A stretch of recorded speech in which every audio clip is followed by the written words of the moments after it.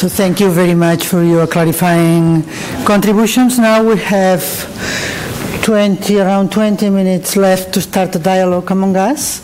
I don't know if you have some question for Professor Talmon. I don't know if you have some question for Professor Fassbender, or Professor Fassbender, you have some question for Professor Talmon. I have some question for you. Good. So you start with your question. Okay. So, for instance, in case of Spanish denial of a negotiated referendum, and that is the case by the moment, and if the results of the referendum are positive, it means independence and the building of a new state, and Spain doesn't recognize that, I think that it will be the case. Do you think that could be possible a kind of international mediation? Because it's not, as you have already said, it's not just a legal problem, a legal question, but it's an economical question, a political question, a cultural question, a psychological question. So I think that we need some kind of interdisciplinary or better multidisciplinary approach to facilitate the dialogue. Do you know some case, some experience in this sense, international mediation to facilitate the dialogue?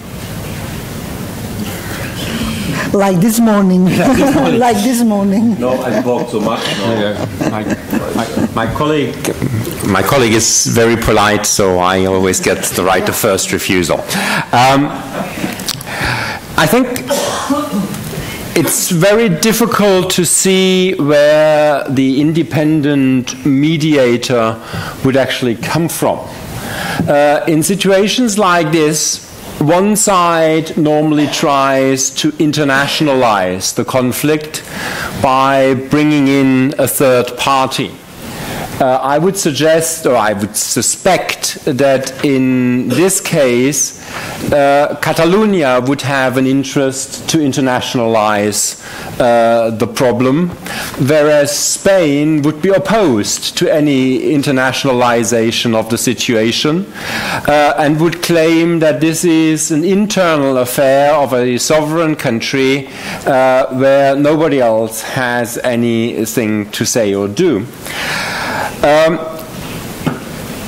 I assume that the European Union as an institution could not act as an independent mediator because, of course, one member of the European Union is Spain. So it would be very difficult to see how Spain would agree to the European Union to mediate. And, of course, just think about all the Spanish officials in the Commission and in other institutions.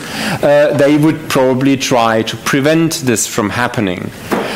I also think that other member states of the European Union would be very careful to get involved in this dispute through the European Union, because many of those member states have their own homegrown problems. I just think of Belgium, I think of Cyprus, and they would be opposed to any involvement of the European Union, because if the European got involved in the conflict between Catalonia and Spain, who would guarantee to them that the European Union would not get involved in their own problems, which they would probably want to avoid? There is, of course, also the United Nations you could turn to, but on the other hand, the United Nations has to be even more careful than the European Union in what it does, because there are many more states involved that have their own interests and that would probably not want the United Nations to get involved. And if you look at the case of Cyprus, in the case of Cyprus, the United Nations or the United Nations Secretary General lends his good offices to the parties since 1964. Now, for the last 50 years, these good offices have not led to a solution.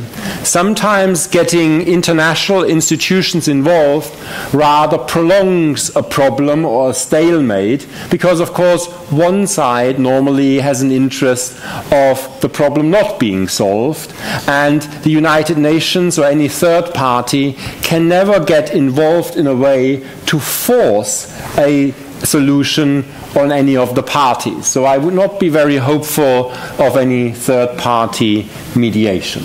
And what about you? Some positive, some optimistic thinking? I again think it's a matter for the European Union to solve among itself. I do not believe that the Union today could agree to an international mediation which is taking place outside of its own frame. That's too far away from the present ambition and self-image of the European Union, which really wants to solve such problems in its own circle, so to speak. So I think inevitably this is immediately a European question. It will be discussed on a European level.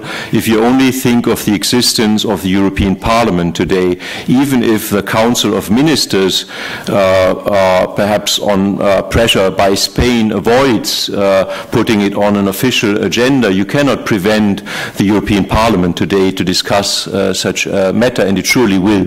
It sees itself as the organ which is entitled to discuss all questions relating to Europe today. So you will immediately have discussions on that level. Whether then a solution can be found or not is unclear. But I would expect that not only Spain could exert pressure on Catalonia, but there would also be a lot of pressure exerted on Spain by other member states of the European Union, who in the end are more interested in the survival of this common enterprise than in a territorial question which is of some importance but not of a vital importance to the European Union. Okay, so we arrive to an unilateral declaration of independence because it seems that is our only way by the moment. It's just, I'm just guessing. We know the problems we face and we have to accept them and try to find a solution for these problems. We have to accept that nothing is going to be easy. Okay, nothing is going to be easy. But what about Spain? Because we just talk about our own problems. What about Spain? I mean, anything is going to change for them if we arrive to this unilateral declaration of independence? Any difficulty derived of the new situation? I ask that because maybe it could be the ground, the base for a negotiation, for the dialogue. We will have problems, we will have difficulties, we will have challenge to solve. But what about them? Do you see some kind of problem for them?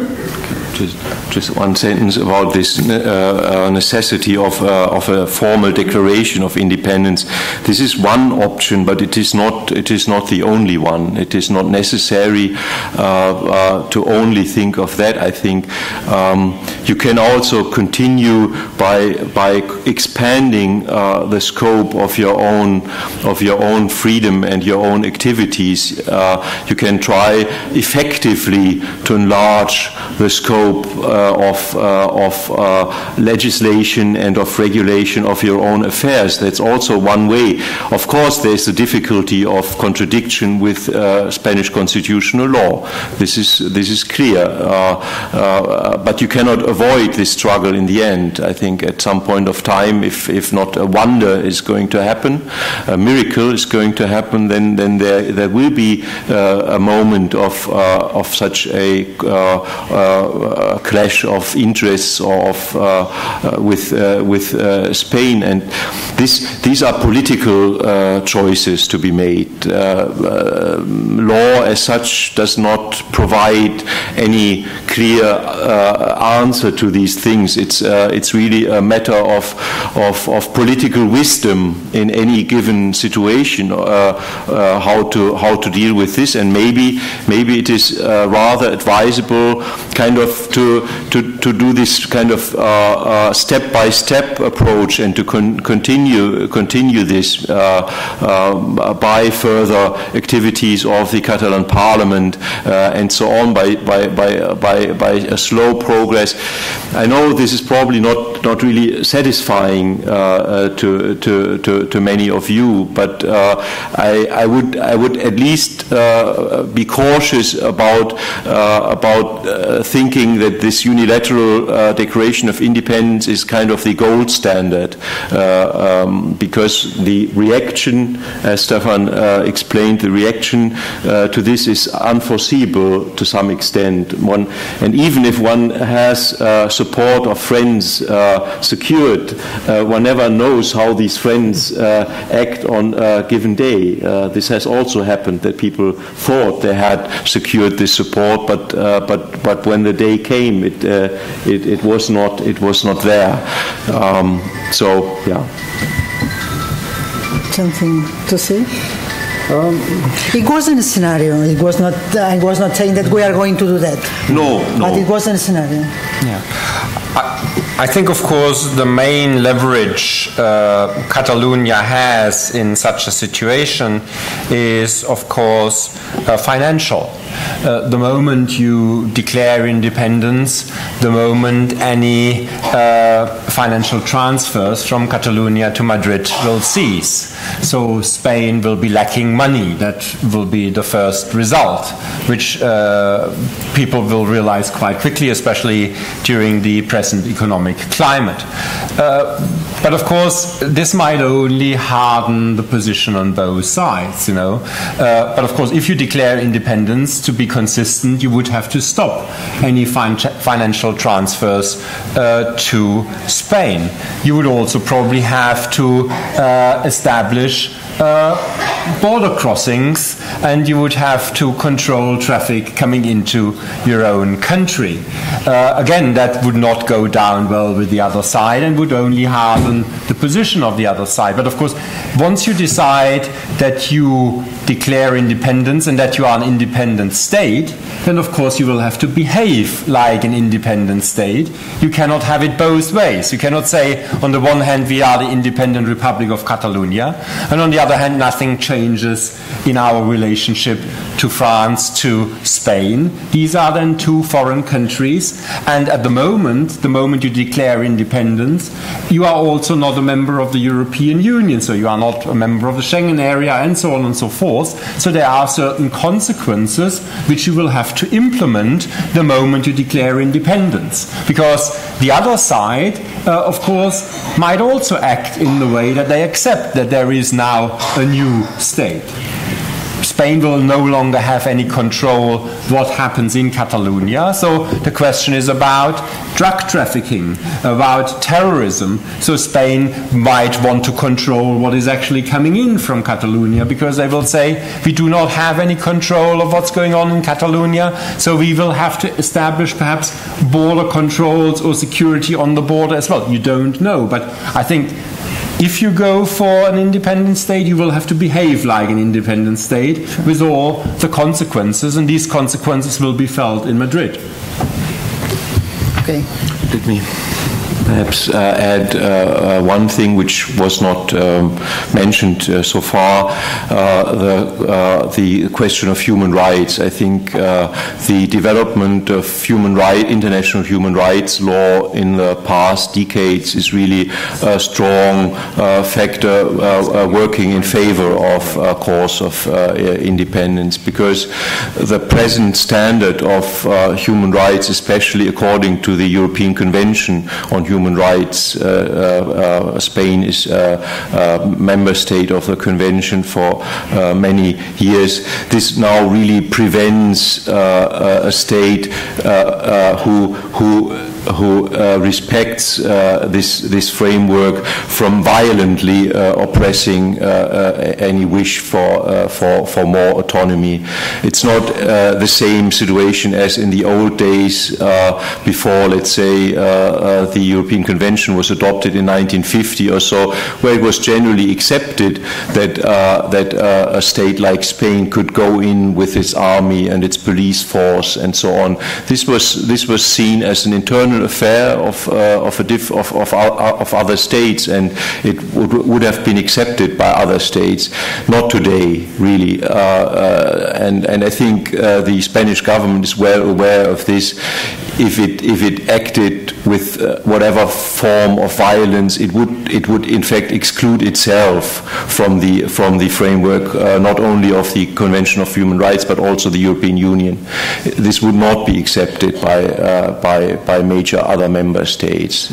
So I think really this development of human rights is an important aspect of the story. Can I just come in? Two lawyers, two opinions on things like this. Three opinions normally, and it was Shakespeare who said, "Let's kill all the lawyers, and life would be much easier." While I generally agree with Bardo Fassbender on almost everything, I recently did some research with regard to civil wars, and I was very surprised to come across a decision not of the European Court of Human Rights but of the European Commission of Human Rights, which said that the use of force to suppress a rebellion in a member state of the Council of Europe is acceptable as long as the use of force is not excessive. Now, this is something that I did not expect from the European Commission of Human Rights in a decision of 1970. As long as the police and even the military uses force in line with proper rules of engagement, this is not ruled out by the European Convention. Now, I don't want to invite any use of force, but I would be much more cautious to say, because today we have this kind of human rights standard, that the states are no longer prepared to use force for their own self-preservation, and that human rights now excludes this use of force. Even in the Libyan civil war in 2011, there was widespread agreement that the initial use of force by Gaddafi to suppress a rebellion was generally in accordance with international law. It was only when he overstepped basically the rules and he used the army, he used fighter jets and tanks to suppress the rebellion, that at that moment the whole thing became illegal. But ordinary police action, even perhaps the use of physical force, is not necessarily excluded by the European Convention on Human Rights. No, but this is a case of more than 40 years ago, and the Commission is long dissolved. The European Court today would never, ever repeat such a decision. I think this is completely impossible. I don't think this is the law as it stands, and Libya is outside the framework of the European Convention. Okay, we have 5 minutes. I have a question, another question, and one scenario. Okay. So, the question, excuse me because it's a simple question, but now we have some examples of non-recognition. Do you have some example of recognition? You first. No, I'm not an expert in recognition. No. There are, of course, examples of recognitions of states that have separated from the parent state. In most cases, these were... Sorry? In most cases, these were consensual separations. So if you think about South Sudan separating from Sudan, or Eritrea separating from Ethiopia, in both cases, the parent state and a new state separated on agreed terms after there was a referendum, but there was a referendum in the whole territory of the state. Now, applied to Catalonia, what we would have to have is a referendum in all of Spain, and the referendum in all of Spain being in favor of Catalan independence. In that situation, recognition would have to be forthcoming, and of course Spain could not object to that.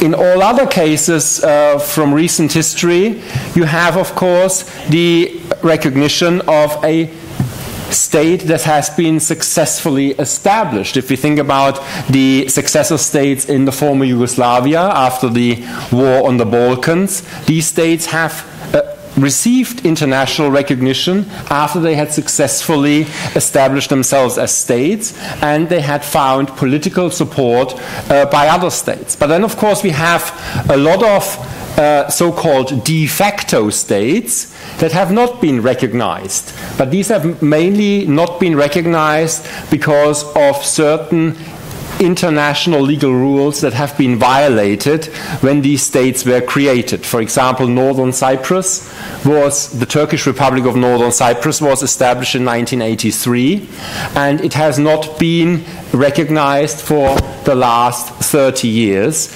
because Turkey was involved in the establishment of that state, and that state is basically built on the illegal use of force by Turkey. There are other states in the Caucasus that have successfully established themselves as states or quasi-states, but they have not been recognized, like South Ossetia, Abkhazia, Nagorno-Karabakh, Transnistria. These are all states that have existed for quite some while, but they have not been recognized by the international community because there was some element of international illegality.